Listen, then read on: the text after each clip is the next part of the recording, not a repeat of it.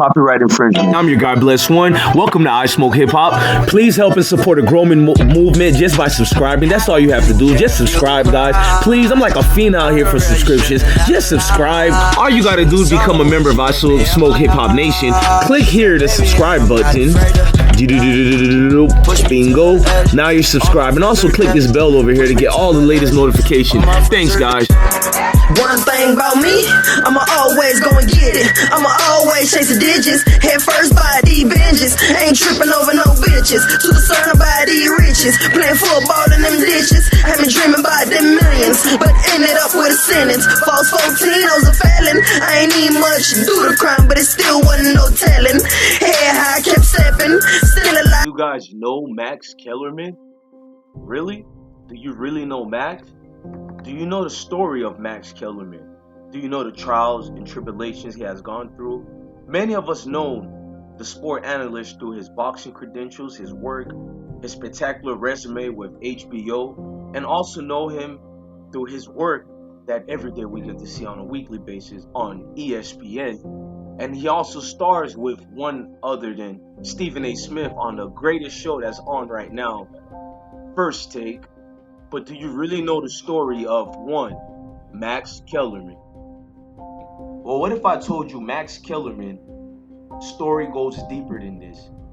Today, let's talk about the story about Max Kellerman.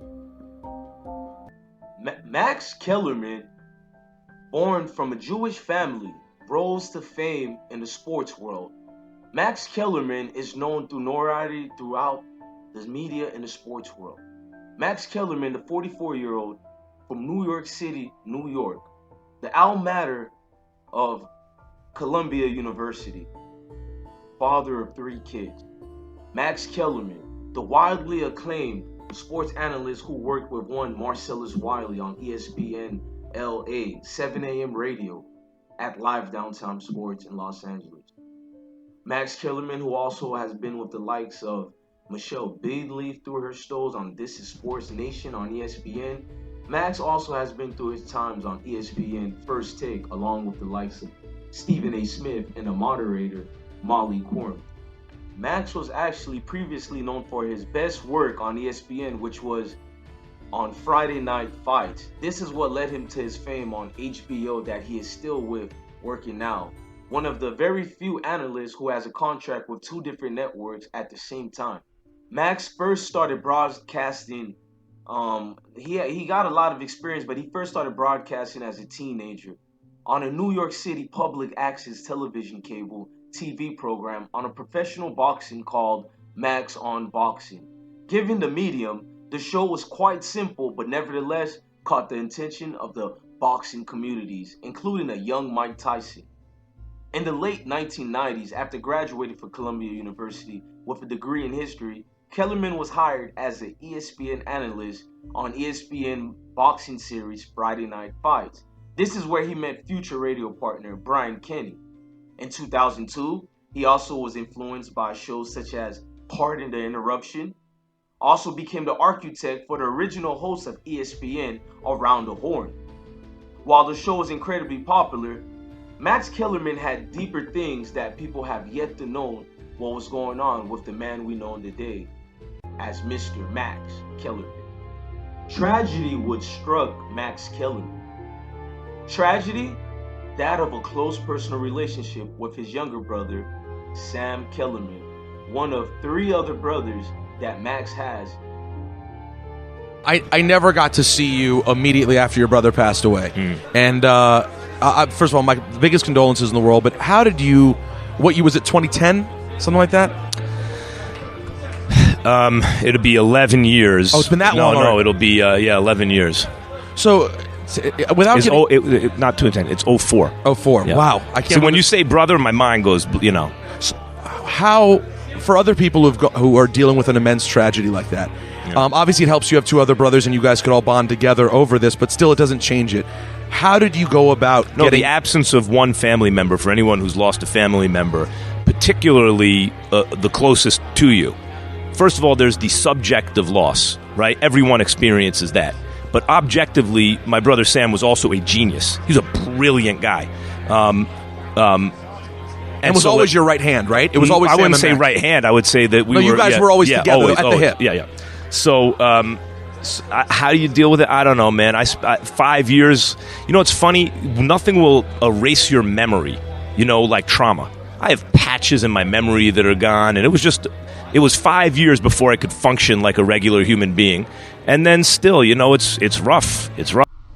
On October 12, 2004, writer Sam Kellerman, little baby brother that is, of boxing analyst Max Kellerman, was killed in a homicide, but his body was not found until October 17. Butler was considered a suspect. He had been friends with Kellerman for 10 years. On October 20th, Butler, accompanied by a lawyer, sought treatment for his alleged bipolar disorder. Butler was arrested on the Kellerman slaying on October 27th. 2 days later, he pleaded not guilty to the murder and arson. He was held on $1,025,000 bond. Prosecutors claimed that on March 27, 2006, after Butler pleaded guilty to voluntary manslaughter for arson, there were more situations to this. They also found and took note that on July 8, 2005, a Los Angeles judge ruled that there was sufficient evidence for Butler to stand trial on the charges of murder and arson. On March 27, 2006, after pleading guilty to voluntary manslaughter and arson, the 2004 death of Kellerman. On April 5th, Butler was sentenced to 29 years and 4 months in prison by Superior Court Judge Michael Pastor.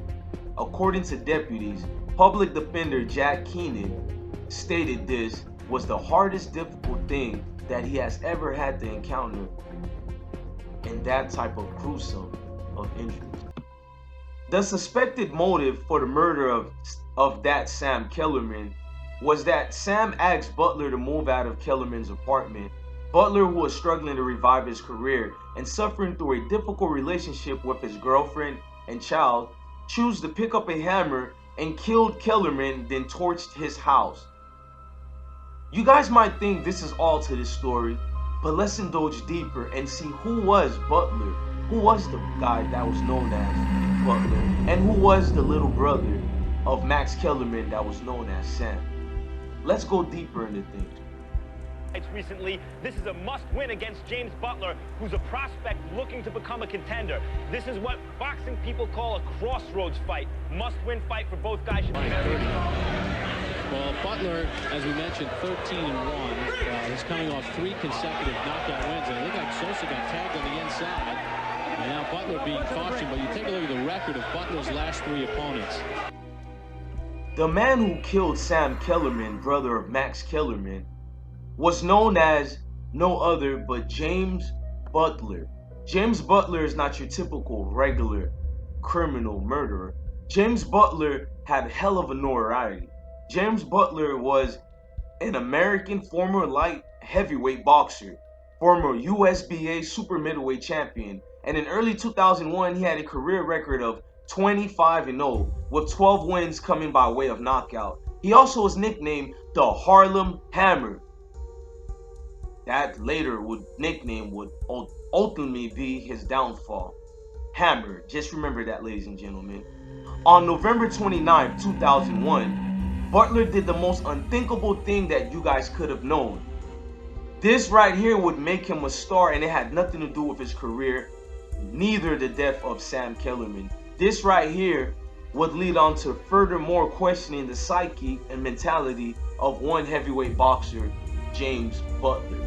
James Butler has committed the ultimate sin in boxing and delivered one of the worst things that's now titled and coined the phrase, worst cheap shot ever. Boxer Richard Grant was sucker punched by James Butler after a fight on national TV. Grant was charged with assault for the worst cheap shot ever in boxing history. Boxing fans were outraged. The incident made boxing news worldwide. Experts said Butler wasn't on the same fitness level as Grant. If only we saw something like this between Floyd Mayweather and Manny Pacquiao, maybe it could have saved the sport, as disgusting as it was.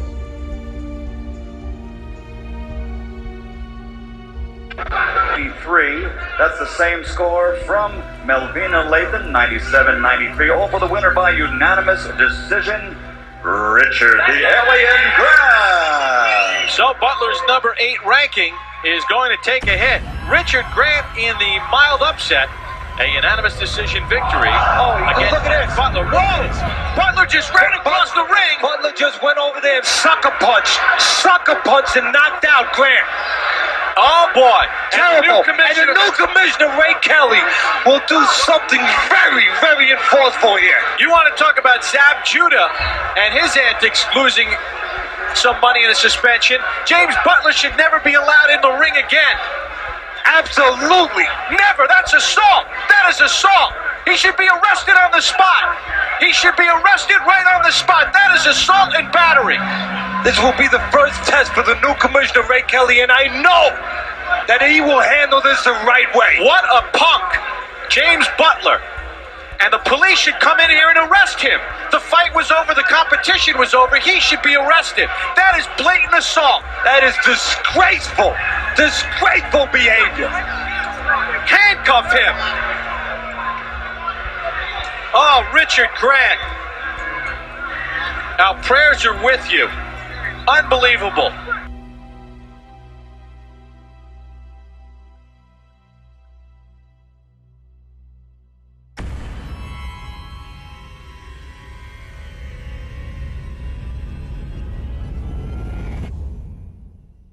This incident involving Butler led many people to question his psyche, his mindset. And that was by Detective Elizabeth Ishh of Los Angeles Police Department. She encountered a lot of reasoning and questioning on the psychic mind of James Butler.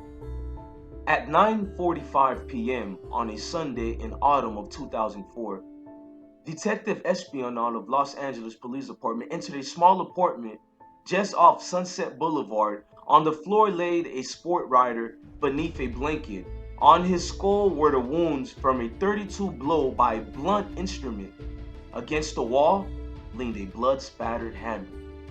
The sports rider car was missing, and so was his house guest, professional boxer with bipolar disorder, whose nickname was the Hammer, that being James Butler. It seemed perhaps the simplest murder case in Detective Espionage's 11 years on the job, unless she happened to be the sort of sloth who wouldn't rest until she scrapped very, very bottom of why. Why was her questioning the only thing that repeated in her mind. Here was something odd. The victim just weeks earlier had written a story about his suspected murderer. Odder, yet a story about his murderer struggled to control his violent impulses. The detective had only to Google the names of the 29-year-old sports writer, Sam Kellerman, and of the 31-year-old light heavyweight boxer, James Butler, and would up popped Sam's column for FoxSports.com. Sam wrote of having been in the audience 3 years earlier when the Hammer donated part of his purse that night to families victimized by 9/11 terrorists, lost a unanimous decision on national television to Richard Grant after the worst cheap shot ever. And then as Grant reached to shake hands after the verdict, unloaded a bare sucker punch again that dropped Grant to the canvas, unconscious, his jaw broken and mouth spurting blood. Sam's calling described Butler's subsequent diagnosis bipolar and his comeback after going to prison for 4 months for assault. These are the troubling times of James Butler. He was known to always run into problems dealing with psychos, mentals problems. And they always knew one day he was going to end up hurting people he loved. That's what Sam once quoted saying. They tried to help you and you flipped up on them for some small thing. I've taken the classes, read the books, I don't know what to do anymore. This is what James Butler once said to Sam. Sam would tell the family and friends he noticed James changing for the worse. James' mindset was not the same anymore. The detective then also noticed when she looked on the Google, she seen somebody else, one Max Kellerman. Max was a studio analyst at the time for ESPN 2 Friday Night Fights. He begged to differ with his network blow by blow. Man, this guy was in total collapse when news broke out. Everybody demanded that Hammer be banned from boxing for life after the cheap shot. So who was not surprised by these level of circumstances that would eventually come and circumcise the death of Sam Kellerman? Max was always wary of James Butler. He used to warn Sam of James, but he never told James stay away. That was the loving big brother heart that he had, because Max knew that Sam was the kind of man that loved people and seen past skin color, anything like that of that nature. In fact, Max and Sam was quoted being nicknamed Malcolm X and Martin Luther King. That's what Brother Jack said. Max once told Sam that this guy is basically going out of control, that being James Butler. Max also had to write a column recommending a 1-year suspension of James Butler during his now famous cheap shot towards Grant. But unknown to Max, that one day the Hammer would launch his ravaged hate towards his own little brother. Max and Sam were two pair of Jewish kids from 5th Avenue. They were also known as something that a lot of people did not know what they are, and those were rappers. Prior to Max and Sam getting their gigs as analysts in the sports world, these two loved the heavy influence of the hip-hop scene, not because of the violence in the music, because of the impoverished everywhere in the urban society and how people can come up against oppression. So these two were influenced heavy in the roots of hip-hop. They also had their own duo album. Max also had a video for his single, Young Man Rumble. These two were incredibly gifted, but Max would also claim that Sam was the well-gifted one. Had it not been for his death, Sam was told by many people he could have had a long career in the rap world. New York's a state, my city's in. A man who I hate, I pity him like a Branch Davidian. Got skills, got stamina, got hands of stone like the champ from Panama. Bodies drop from body shots, cause I could box. No need for clocks or karate chops. So if you wanna see who the best be, come and test me, come and test me, come and test me. Gotta start 'em, clock get stuck from the clock to the big bull yard in the South Bronx. My flavor's good, my flavor's good. Hair city, city, you're nothing but my neighborhood. New York, so nice, got named twice, and I'm harassing punks like Mike Tyson. And I'll break a novice worse than Pernell Whitaker. Up Chavez, display skills like a museum so you can see him. And rappers go fleeing, though my skin is European. Hit your man with a hook in the head, don't even jab it. And beat you with just my left hand like Jim Mavic. It gets scarier and scarier. Got props on every block of the Triborough area. King of my concrete jungle. Rumble, young man, rumble. Rumble, young man, rumble. Rock.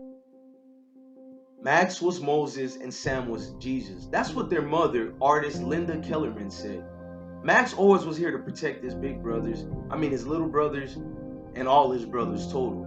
Ever since the incident that Max remembered that you guys now famously seen, Max's scarred lip, as you can now see if you look at any segment of First Take, you can see a scar on his lip.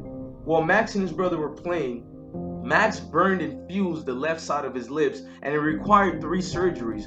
What would have been their mother still thinking if that accident never occurred to her baby boy, Max Kellerman. Max entered 1st grade. His scarred lips made him an instant target. The boys would taunt him every day.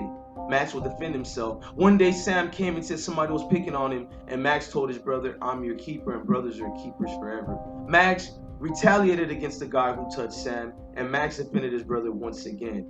These are once-of-time memories that Max was sharing, what he long remembered from his little brother, Sam. Like a baby-faced killer, I step in a box in a mob flocks. They hopping on bedrock as a lyrical cannon cop. Jumpstart the sparking and stop bars. Raise the law, start straight to the top of hip-hop charts. Dynamic duo mob and doing the job. And co-running Gotham like Batman and Robin. Painful, brainful of wild rearrange. Devilish rhymes, but I'm looking like an angel. Before I came into the game, you couldn't name a rookie entertainer who could rhyme like a Hall of Famer. You got delusions and dope and a dumb plan to battle the one Sam. Rumble, young man. Rumble, young man, rumble. Rumble, young man, rumble. Rumble, young man, rumble. Rumble, young man. New York's a state, my city's in. A man who I hate, I pity him like a Branch Davidian. Got skills, got stamina, got hands of stone like the champ from Panama. Bodies drop from body shots, cause I could box. No need for clocks or karate chops. So if you wanna see who the best be, come and test me, come and test me, come and test me. Gotta start 'em, clock get stuck from the people are wondering, how did Sam and Hammer became friends? Well, they had a common language, and they also found it. Sam and Hammer had found this common language through their love of hip-hop, and also began heading down 42nd Street after a training session, window shopping, hip-hopping, the playwright, and the pug. At Sam's side, James became the man he wanted to be. James became more curious towards what was going on and more trying to seek knowledgeable situation. James became a sensitive guy who planned to spend his days after boxing helping at-risk kids from broken homes. Kids like him who also came from a broken home. He'd watch Sam acts of generosity, giving out meals, and even the shirts off his back to the homeless, and years later directing a play to raise money for the families of the 9/11 victims. And he's also was inspired by Sam Kellerman's work ethics of giving back to people, that James donated a part of his $20,000 from a fight purse to Sam's cause. Cams once said to a female friend, "Man, I hope James never snaps on somebody." That's what he once told a female friend. "Man, he's like Mike Tyson. He's kind of scary to other people, but he's not scary to me. He's my best friend." This is what Sam always told the people. This man that I knew of as James Butler is not the aggressive people that people think he is. He's a nice, decent human being, and he is a friend.